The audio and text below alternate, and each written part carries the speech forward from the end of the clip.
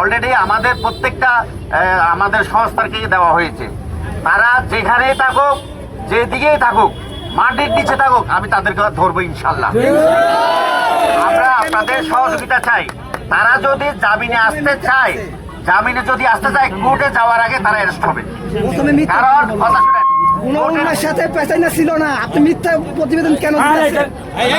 আপনি ওই তো পক্ষের দিকে আসছেন না, আপনি গণতন্ত্রের পুলিশ না।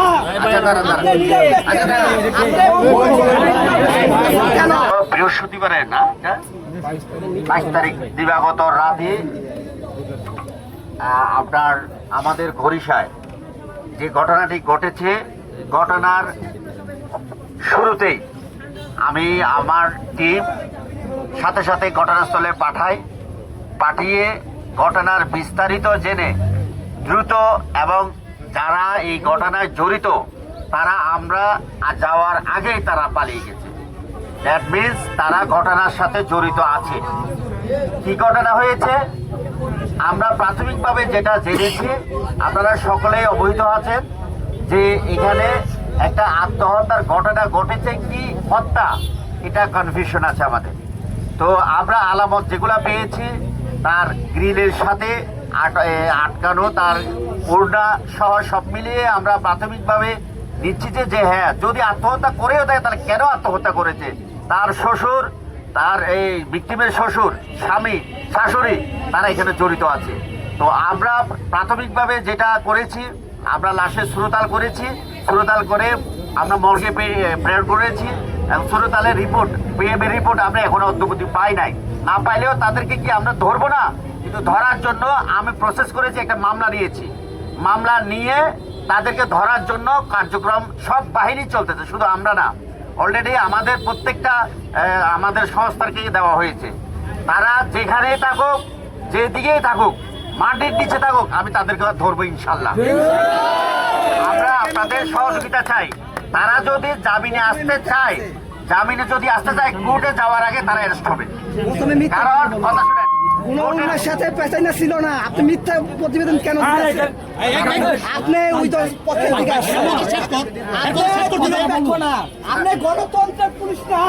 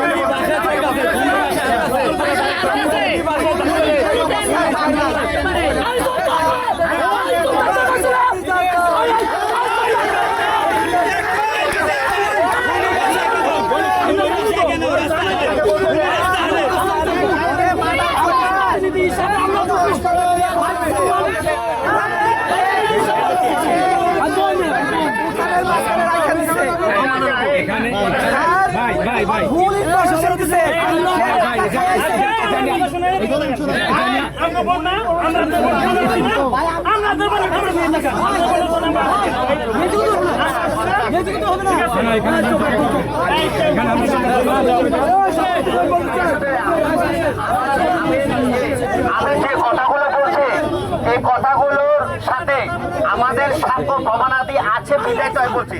আমার কাছে আমি তো বলেছি ঘটনার পরপরই আমি গিয়েছি, এখানে আমাদের ছবি আছে, ভিডিও আছে, সবকিছু আছে। তো এগুলো দেখে, এগুলো আমাদের সাংবাদিক ভাইদের কাছেও আছে, সবকিছু ডকুমেন্টারি আছে, আমাদের ডকুমেন্ট আছে, কি আছে সবাই জানে। এখানে এখানে মিথ্যার কোনো ইয়ে নেই। আমাদের যেগুলো যদি কোনো ধরনের যদি তথ্য ইনফরমেশন যদি আপনারা আমাকে দেন, তাহলে আমাকে যদি আপনারা যদি সহযোগিতা করেন, ইনশাল্লাহ এই অপু এবং তার বাবা এবং তার মা এই ঘটনায় যারা জড়িত আছে তাদেরকে আমি দ্রুত আইনের আওতায় আনবো। যদি তারা এই ঘটনায় জড়িত আছে, এটা আমরা প্রাথমিকভাবে একদম ক্লিয়ার। তাকে ধরার জন্য আমরা সর্বাত্মক চেষ্টা চালাইছি। ইনশাল্লাহ খুব দ্রুততম সময়ে আমি তাদেরকে ধরতে পারবো, আমার বিশ্বাস। আপনারা প্লিজ, আপনারা একটু সহযোগিতা চাই।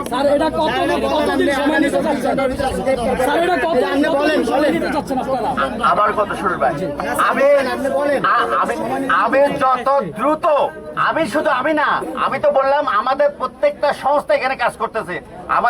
আমাদের ডিএসবি, ডিজিএফআই সহ, র্যাব সহ সবাই কাজ করতেছে আপনার। এখানে কেউ বসে নাই, কারণ এটা একটা সেন্সিটিভ বিষয়। এই বোন মারা গেছে, এটা সে আমারও বোন, আপনার বোন, সে একটা সাধারণ মানুষ। তার খুনের অপরাধ এই মাটিতে হবে ইনশাল্লাহ।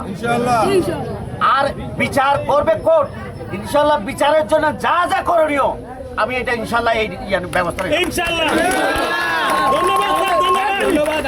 আসামি কিন্তু জামিন আনতে গেছে আগাম।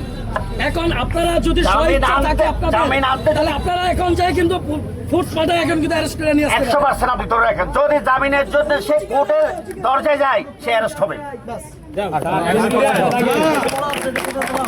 আমার কোর্টে অলরেডি আমি কোর্টে বলে মেসেজ দিয়ে দিচ্ছি, সে যদি জামিনে আসতে চায়